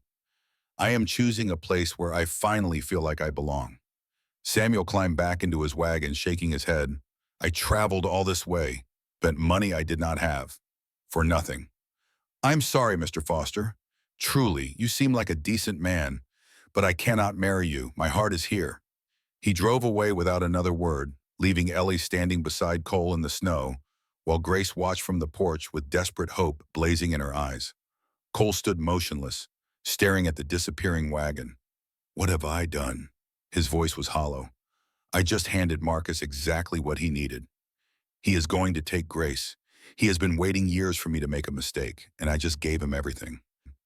Papa, They both froze. The word was barely a whisper, but it was real, audible, spoken. Grace stood on the porch, her mouth working. No sound came at first. Then, gathering all her courage, she tried again. Papa, Mama, do not fight. 4 words. The first full sentence in 4 years. And she had used it to try to stop the fear and pain she saw consuming the adults she loved. Cole dropped to his knees in the snow. Grace, baby, are you? She ran to him, threw her arms around his neck, pressed her mouth against his ear, and spoke again, stronger this time, clearer. Do not let her go. Please, do not let Mama go. Cole looked up at Ellie with tears streaming down his face. She called you Mama. Ellie could not breathe, could not move. Grace had chosen her, had found her voice specifically to claim her, to fight for her place in this family. Cole stood slowly, still holding his daughter. He faced Ellie directly. Marry me. The words were raw, unpolished, born from desperation and hope, and 4 years of death finally giving way to the possibility of life. Cole, I know it is too fast. I know we barely know each other. But Marcus files his custody claim Wednesday. Judge will look at mute child, failing ranch, isolated father. But if Grace has a mother, a stable 2-parent home, his case falls apart. You want a marriage of convenience, Diwemez. I want Grace safe. I want this land intact for her legacy. He paused, searching for words. And I want you to stay. Not because it is convenient. Because my daughter spoke for the first time in 4 years to beg me not to let you go. Because I have been dead since Catherine died, and you make me remember what living feels like. It was not romantic. It was honest. And somehow that made it more powerful than any flowery declaration. Grace pulled Ellie's hand, drawing her closer. She placed Ellie's hand over Cole's heart, then placed both their hands over her own heart. 3 hearts beating as one. A family formed not from blood or law, but from choice and need and love that had grown in the shakes of their collective brokenness. Yes, Ellie whispered. Yes, I will stay. Yes, I will marry you. Yes to all of it. Grace's arms wrapped around them both, and a sound emerged from her throat. Not quite a laugh, not quite a surah, something in between. Something that had been locked inside for 4 years, finally breaking free. They stood together in the snow while Montana wind howled around them and Marcus Blackwood's threat hung over their heads like a sword. Wednesday was coming. The custody hearing would determine whether this fragile new family would survive or be torn apart. But for this moment, they had each other. And sometimes that was enough to face whatever came next. Pastor Daniel Cross married them that evening in his small parlor with only Zeke, Dr. Naomi Reeves, and Ruth Cross as witnesses. There were no white dresses or flowers, no music or celebration, just 2 broken people standing before God and making promises that felt more like battle vows than romantic declarations. Pastor Cross opened his worn Bible and looked at them with gentle understanding. He had buried Catherine Thornton 4 years ago, had watched Cole descend into grief that looked like slow death. And now here was this stranger who had arrived on the wrong train, bringing with her the first light Cole's family had seen in years. Do you, James Cole Thornton, take this woman as partner in labor and life? To work beside her, trust her judgment, and build with her what you cannot build alone? Cole's voice was steady. I do. Elena Morrison, do you accept stewardship of this family and this land? To raise Grace as your own? To stand with Cole against whatever comes? To make this broken house whole again? Ellie looked at Grace, who stood between them, clutching Button with desperate hope in her eyes. Then she looked at Cole, at this man who had forgotten how to live, but was finally remembering. I do. The ring was Cole's grandmother's. Simple gold, worn smooth by decades of hard work and harder love. It slid onto Ellie's finger like it had been waiting for her all along. By the authority vested in me by Montana territory, and by God, I pronounce you husband and wife. What God has joined, let no man separate. The kiss was brief, chaste, a seal on a contract. But when Cole's lips touched hers, Ellie felt something shift. This was real. This was permanent. This was a choice they had both made with eyes open and hearts willing. Grace threw herself at them, wrapping her arms around both their legs. Her mouth opened and sound emerged, broken and halting. but unmistakable. Family, we are, we are family now. Dr. Reeves wiped her eyes. Ruth Cross openly wept. Zeke's weathered face split into a smile that looked like sunrise after a long night. Even Pastor Cross had to clear his throat several times before he could speak. That child just spoke in my parlor. After 4 years of silence, she spoke. Because she finally feels safe, Dr. Reeves said quietly. Because she finally believes the people she loves will not disappear. They rode back to Thornton Ranch under stars so bright they hurt. Grace sat between Cole and Ellie, chattering in broken sentences that grew stronger with each attempt. She talked about Button, about the Braille primer, about the dress Ellie had worn to church. Words poured out like water from a broken dam, unstoppable now that the barrier had finally cracked. Mama, can I show you Catherine Mama's room? She has things, letters. She wrote letters. Ellie glanced at Cole. His jaw was tight, but he nodded. If that is what you want, sweetheart. At the ranch, Grace led them upstairs to Catherine's room. The door had stayed closed since their wedding night, but now Grace opened it with new confidence. She went straight to the closet and pulled out the familiar box of letters. Want to show Papa? Show Papa Mama's words. Grace selected Catherine's letter, the one addressed to whoever loves my family after I am gone, and placed it carefully in Cole's hands. He read it slowly, this message his first wife had left for his second. When he finished, he looked at Ellie with wonder. She planned for you, even before the fire. She knew I would need someone. She wanted us to be happy, Ellie said softly. She gave us permission. Cole's hand found hers, squeezed. I do not know how to do this, how to trust someone again, how to let someone in. Neither do I, but we figure it out together, one day at a time.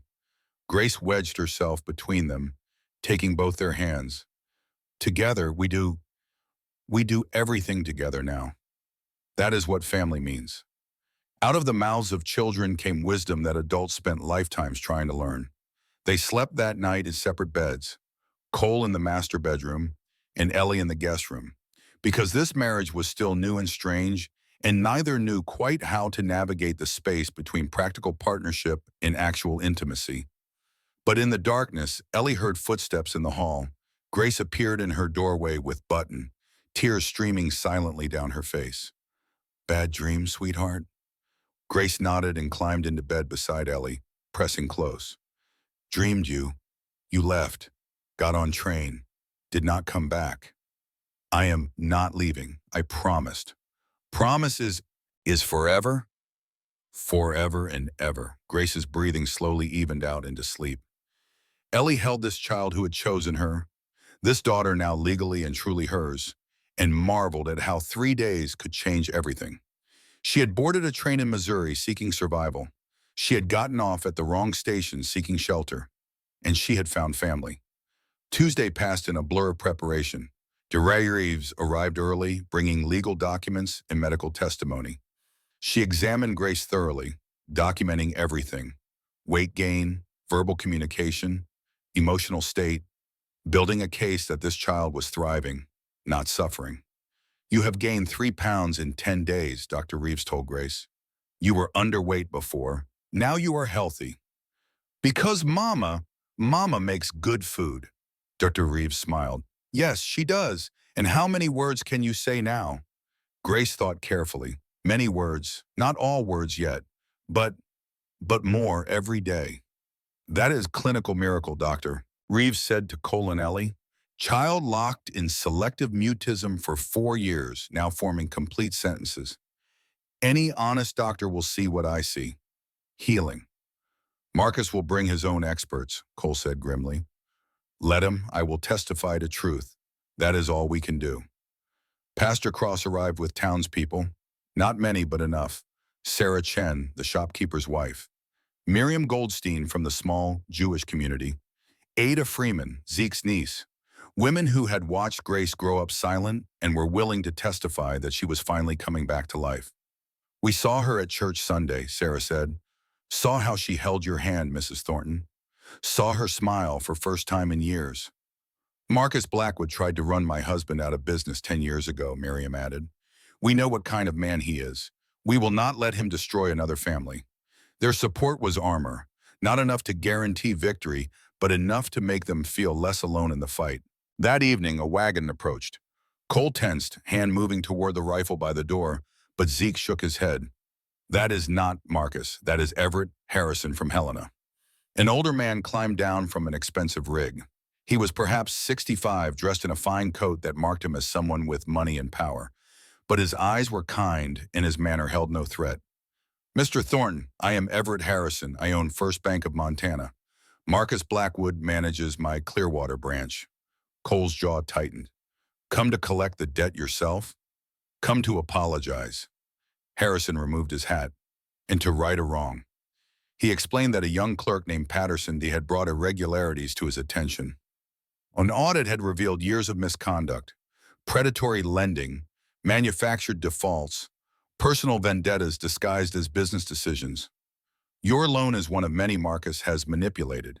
He increased your interest rate twice without authorization. Original rate was 8%, not 18%. At the proper rate, your payments have been ahead of schedule. You owe $340, not $1,200. Cole staggered like he had been punched. That cannot be right. It is right, and it is criminal. Marcus will be removed from his position. The bank will forgive the remaining $340 as restitution for his misconduct. Harrison handed Cole a document. Paid in full. The words swam before Cole's eyes. Why? Ellie asked. Why are you doing this? Because I heard what happened at church. A child who had not spoken in 4 years finding her voice. A family coming together against impossible odds. Harrison's expression softened. That is the kind of story that reminds a man what actually matters in this world. Not profit, not power, just people trying to take care of each other. He tipped his hat and left, taking with him the crushing weight of debt that had threatened to destroy everything. Cole stood in his kitchen, holding the paper that said his ranch was free and clear. No debt, no foreclosure, no weapon for Marcus to wield. His hands shook so badly, the paper rattled. He let go.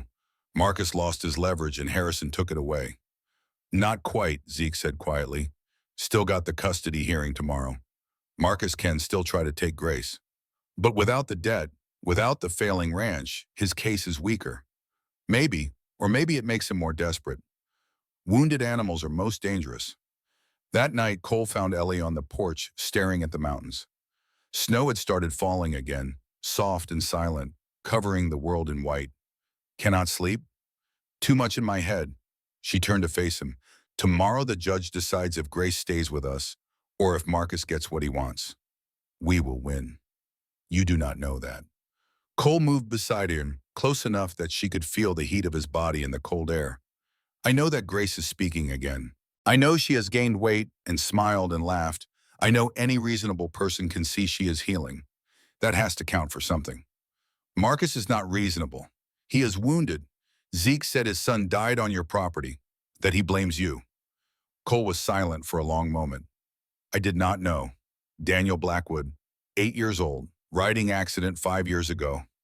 I was so consumed by grief over Catherine, I did not even go to the funeral. Did not send condolences. I was drowning and could not see anyone else's pain. That was not your fault. Maybe not, but my blindness gave Marcus's hate room to grow. If I had reached out, acknowledged his loss, maybe none of this would have happened. Or maybe it would have happened anyway.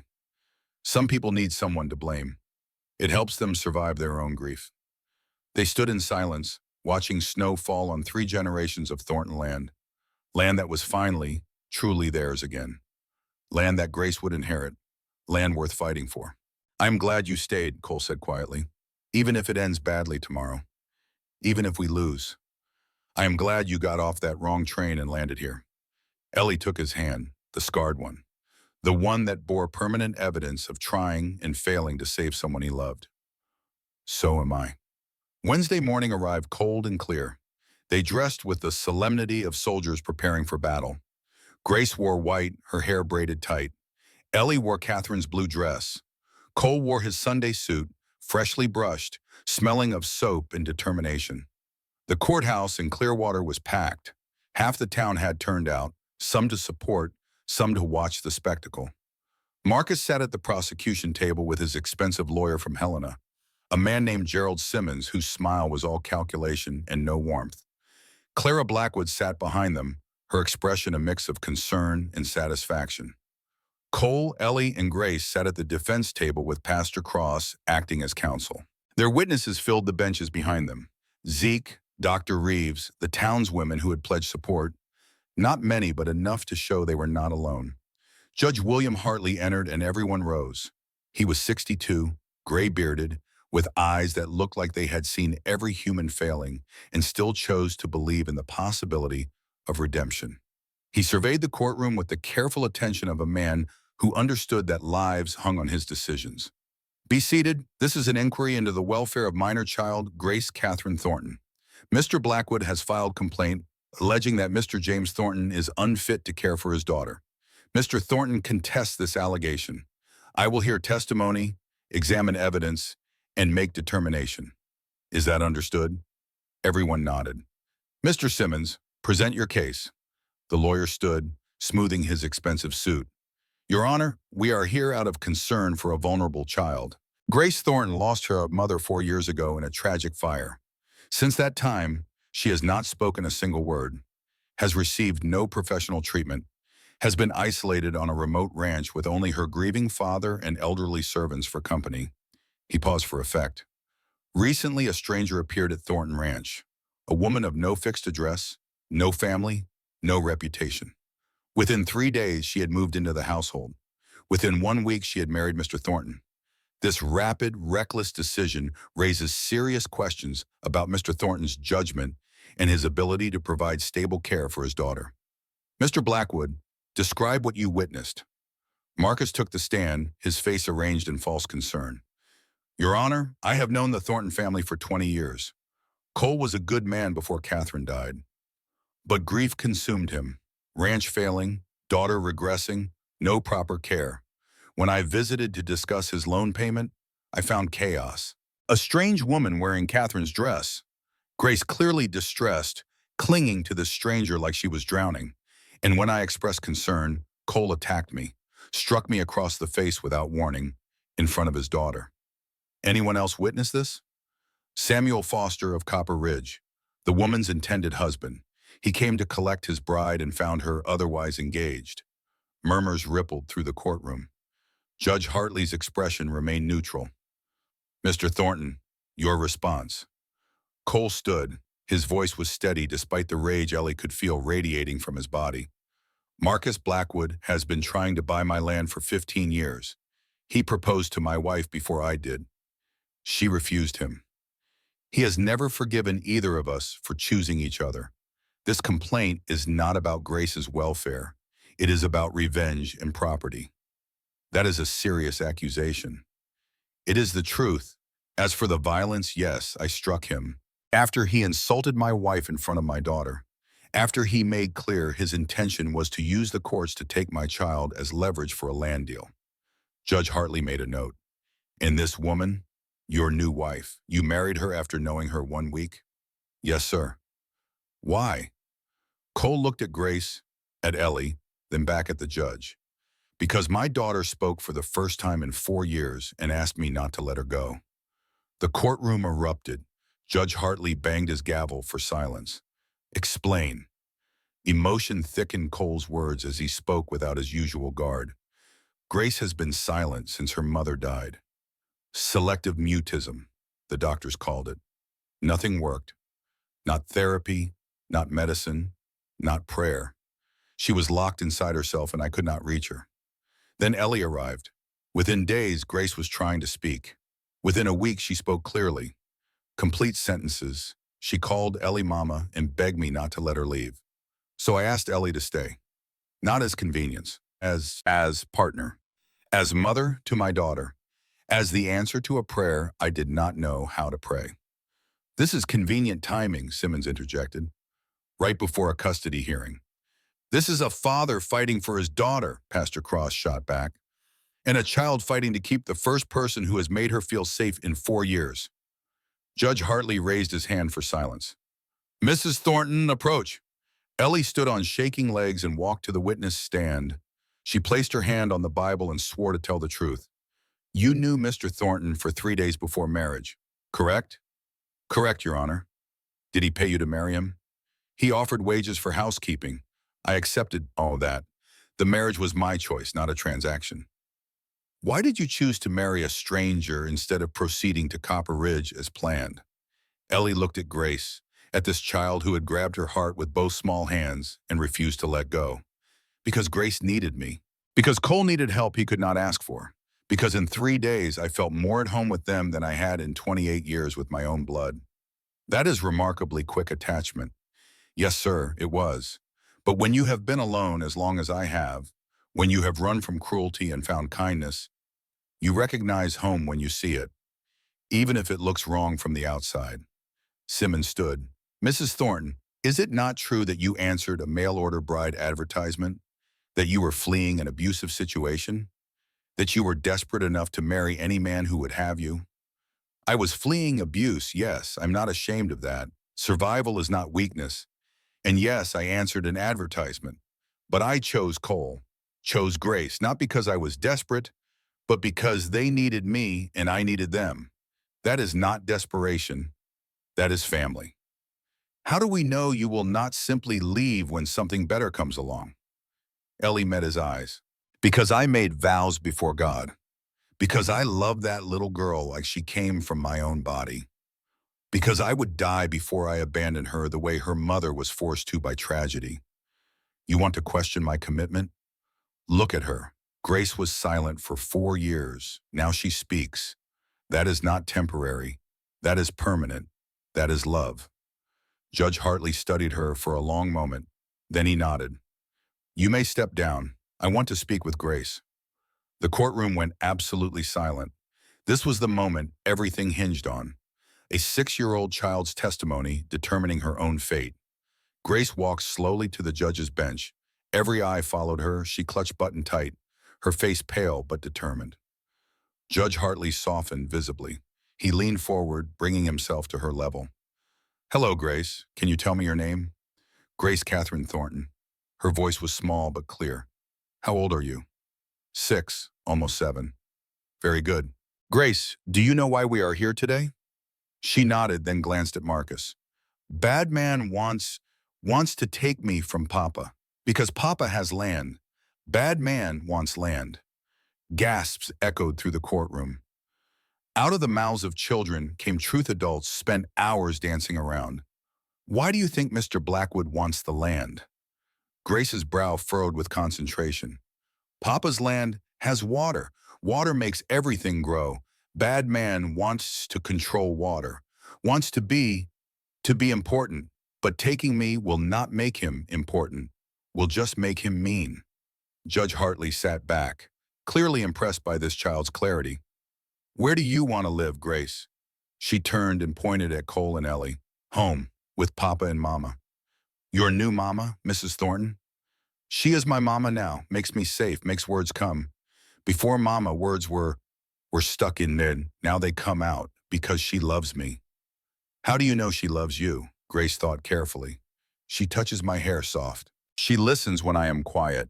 She does not leave even when I am scared. That is how you know love. Love stays. Judge Hartley's expression was unreadable, but Ellie saw something flicker in his eyes. Understanding, perhaps, or recognition that this child knew more about love than most adults ever learned. Thank you, Grace. You are very brave. You can go back to your seat now. Grace ran back to Ellie and Cole, climbing into Ellie's lap and pressing close. Did I do good? You did perfect, sweetheart. Judge Hartley turned to Marcus. Mr. Blackwood, I have heard testimony that you lost a son, Daniel, 5 years ago. Is that correct? Marcus went rigid. I failed to see the relevance. Answer the question. Yes, my son died, riding accident, on Thornton property. And you blame Mr. Thornton for that death? Marcus's composure cracked. He was so consumed by his own grief, he did not even acknowledge mine, did not come to the funeral, did not send condolences. Like my boy's life meant nothing. So this complaint is personal. Revenge for perceived slight. It is concern for a child's welfare, Marcus insisted, but his voice shook. Is it? Because from where I sit, I see a man trying to use the courts to settle a personal grudge. A man trying to take another father's child because he lost his own. Judge Hartley's voice hardened. That is not justice, Mr. Blackwood. That is cruelty disguised as concern. Marcus stood abruptly. My son died on that land. Do you know what that feels like? To bury your child? To watch your wife leave because she cannot stand to look at you anymore? To lose everything? His voice broke. I lost everything, and Cole kept his ranch, kept his daughter, kept moving forward like loss meant nothing, like my Daniel meant nothing. The courtroom was silent. Marcus Blackwood, the cold calculating banker, had shattered, revealed as what he truly was beneath the expensive suits and calculated moves. A grieving father who had never learned how to survive his loss. Cole stood slowly. He crossed the courtroom and stopped in front of Marcus. For a moment, everyone thought he might hit him again. Instead, Cole extended his hand. I'm sorry about Daniel. I should have come to the funeral. Should have acknowledged your loss. I was drowning in my own grief and could not see anyone else's pain. That was wrong. I failed you as a neighbor and as a man who had also lost someone. I am sorry. Marcus stared at the offered hand like it was a trap. Then slowly he took it. His shoulders shook. 4 years of rage and grief finally finding release in this moment of unexpected human connection. He was 8 years old. He loved horses. He was everything. I know. Grace is everything to me. You understand that better than most. So please, do not take her. Do not make another father feel what we have both felt. Marcus pulled his hand away. He looked at Grace, really looked at her, seeing perhaps for the first time the living, breathing child instead of the chess piece in his revenge game. She looks happy, he said quietly. She looks like what Daniel looked like before I lost him. He turned to Judge Hartley. I withdraw my complaint. The child is fine where she is. The courtroom erupted. Judge Hartley banged his gavel repeatedly for order. When silence finally fell, he looked between Marcus and Cole with something like wonder. Mr. Blackwood, you are certain? I am certain. I thought taking his daughter would balance scales, but it would not. It would just create more pain. And I am tired of pain. Judge Hartley nodded slowly. Then this inquiry is concluded. I find no evidence that Grace Thornton is at risk in her father's care. On the contrary, I find clear evidence of a child healing in a stable two-parent home. Complaint dismissed. Grace remains with her parents. He banged his gavel one final time. We are adjourned. Grace threw her arms around Ellie's neck. We stay together. Forever. Cole pulled them both close, his face pressed into Ellie's hair, his shoulders shaking with relief so profound it looked like pain. They had won. Grace was safe. The family was intact. Outside the courthouse, Marcus stood alone by his wagon. Cole approached him carefully, giving him space to retreat if he needed it. What will you do now? Marcus was quiet for a long moment. Leave. Go to California where my ex-wife lives. Try to make amends if she will let me. Try to remember who I was before I lost him. I hope you find peace. I hope you appreciate what you have. Not everyone gets second chances. He climbed into his wagon. Before leaving, he looked back at Grace, who was laughing in Ellie's arms, her face bright with joy. Take care of them, both of them. I will. The wagon rolled away. Cole watched it disappear, feeling something shift inside him. The weight he had carried for 4 years, the expectation of inevitable loss finally lifting. Marcus was gone. The debt was paid. Grace was safe. And standing beside him was a woman who had gotten off the wrong train and somehow become exactly what his broken family needed. Spring came slowly to Montana, melting snow into rivers that fed the irrigation channel Cole's grandfather had dug 70 years ago. Grace turned 7 in April, and they threw her a party, the first real celebration the ranch had seen in 4 years. Town children came hesitantly at first, unsure of this girl who had been silent so long. But Grace welcomed them with laughter and words that grew stronger every day. Cole taught the boys practical skills while they played. How to rope fence posts, how to read cattle brands, how to survive in country that did not forgive weakness. Zeke told stories about the old days, about Indian wars and building the ranch from nothing. And Ellie stood on the porch watching her family with wonder, one hand pressed to her stomach where new life was growing. She had not told Cole yet, wanted to be sure. Dr. Reeves had confirmed it yesterday.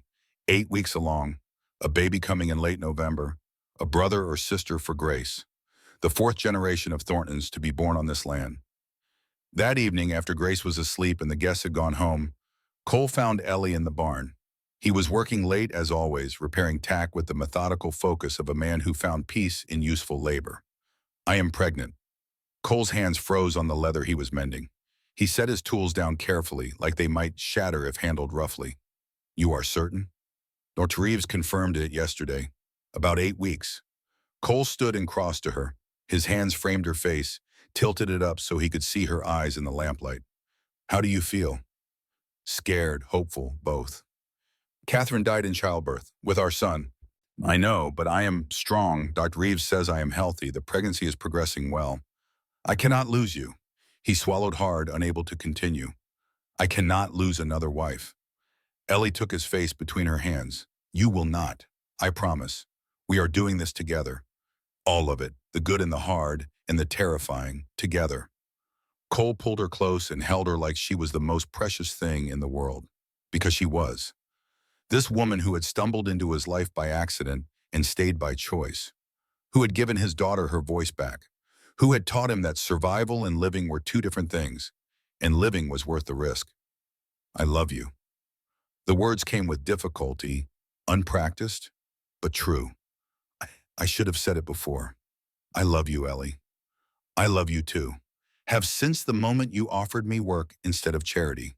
Since you let me see you cry. Since you fought for Grace even when it meant losing everything."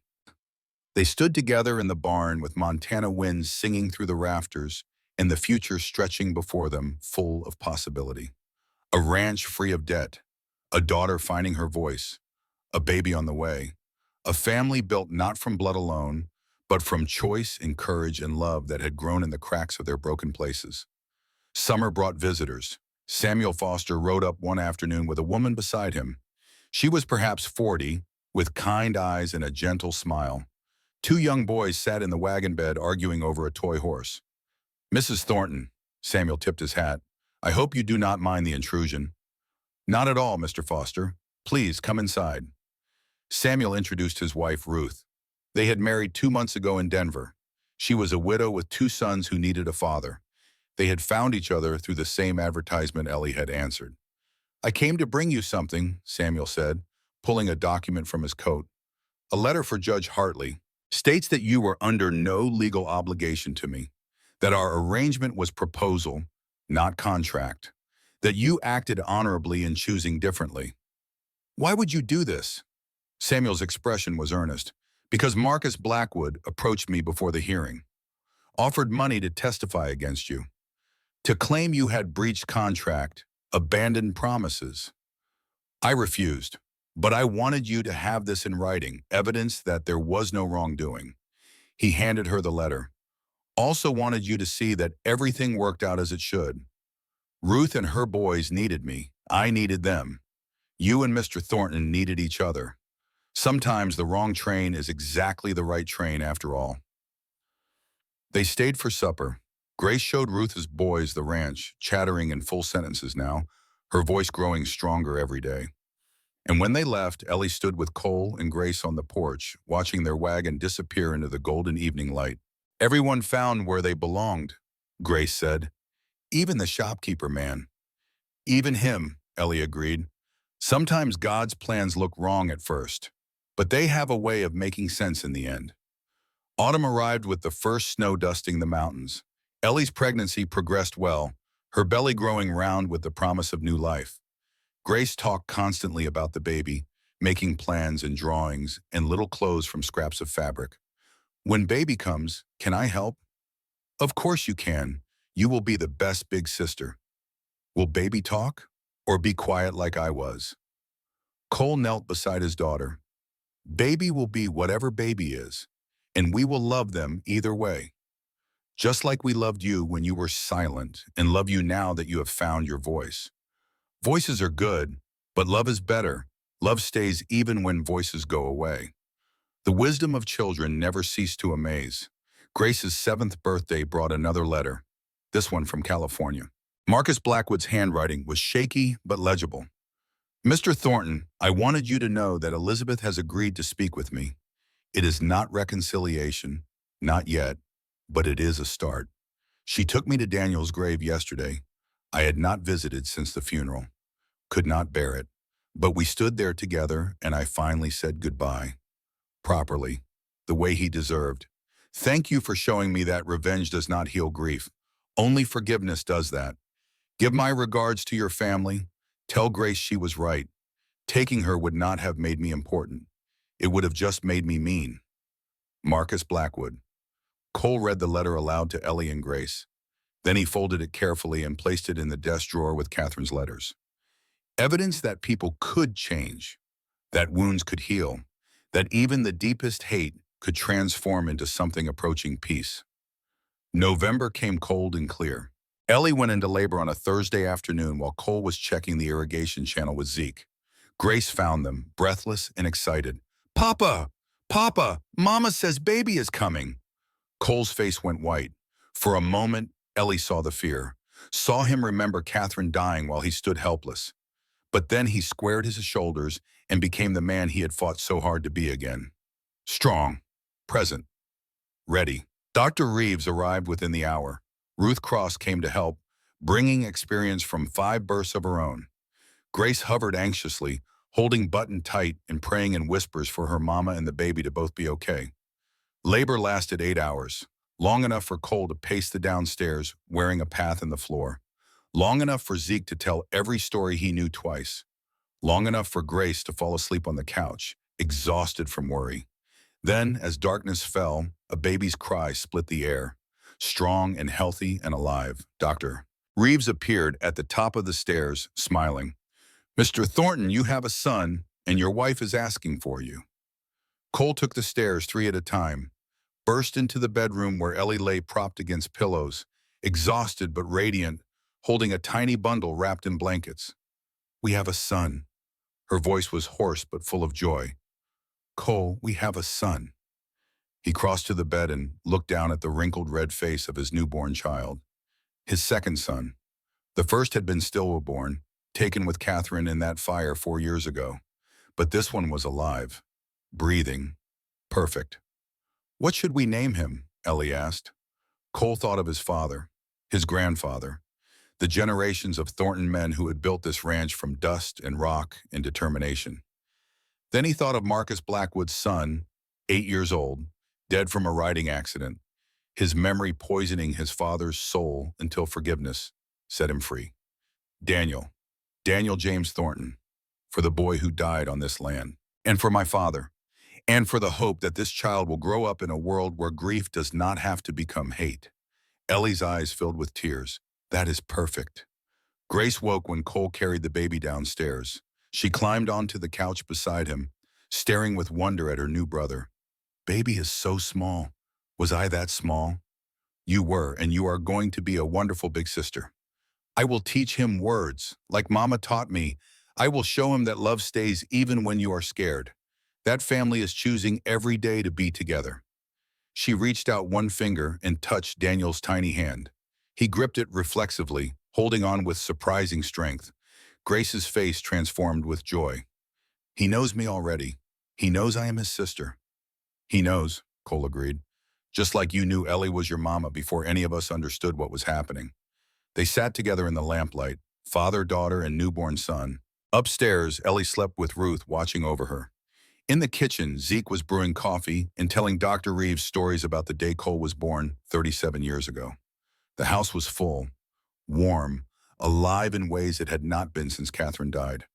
1 year later, they stood at Storm Hollow Station, the exact place where Ellie had gotten off the wrong train. Grace was 8 now, tall and confident, chattering constantly about everything and nothing.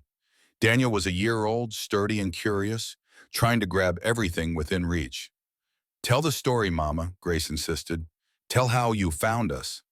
Ellie knelt, balancing Daniel on her hip. "Once upon a time, a woman got on the wrong train. She thought she knew where she was going. Had a ticket, a promise, a plan. But God had different plans," Grace recited with her. "That is right. He stopped her train at the wrong station, stranded her in a blizzard with only 17 cents in faith. Then what happened?" Then a little girl touched her sleeve. A girl with golden curls and the biggest brown eyes in Montana. A girl who taught her the most important lesson. What lesson? Ellie looked at Cole, at this man who had been dying when she met him and was now fully alive. At Grace, who had been locked in silence and was now bursting with words and joy. At Daniel, the son she had never expected to have. The life that represented their future. That sometimes the wrong train is the only train that could have brought you home. A train whistle sounded in the distance. Grace waved at it enthusiastically. Maybe someone else will get off at the wrong place today. Maybe, Cole said, pulling his family close. And maybe that will be exactly where they need to be. They climbed back into the wagon and rode toward Thornton Ranch, toward the house that 3 generations had built and the 4th would inherit, toward the land that had been saved through courage and stubbornness, and the kind of love that grew in the spaces between loss and hope. The irrigation channel flowed strong, feeding water to 3 ranches now, the expansion finally complete. The cattle numbered 400 head. The debts were paid. The threats had passed. And standing in the doorway of the ranch house was Zeke, 83 years old but still strong, still watching over the family he had served for decades. Welcome home, boss. Supper's almost ready. Home. It was the most beautiful word in any language. The destination Ellie had been seeking without knowing it when she boarded that train in Missouri all those months ago. Home was not a place, it was people. People who chose you and whom you chose back. People who stayed when staying was hard. People who loved you enough to let you be broken and whole at the same time. As they walked into the house, Grace turned back and looked at the mountains, at the valley, at the land that was her inheritance. Papa, when I grow up, I am going to take care of this ranch, just like you and your papa and your papa's papa. I know you will, little one. And I will tell my children the story about how Mama got on the wrong train and it brought her to exactly the right place. Cole's arm tightened around Ellie's shoulders. That is a good story, one worth remembering. The best stories always are, Ellie said. The ones about wrong roads that turn out to be right, about strangers who become family, about love that survives loss and grows stronger in the broken places. They walked inside together and the door closed behind them, shutting out the cold and keeping in the warmth. Outside, snow began to fall, covering Montana territory in white, making everything clean and new again. And in the years to come, when Grace told her own children the story of how their grandmother arrived on the wrong train, she would always end it the same way. Sometimes God answers prayers by breaking your plans. Sometimes the worst mistake turns into the best decision. Sometimes getting lost is the only way to find where you truly belong. And sometimes, if you are very lucky, the wrong train is the one that brings you home. The end.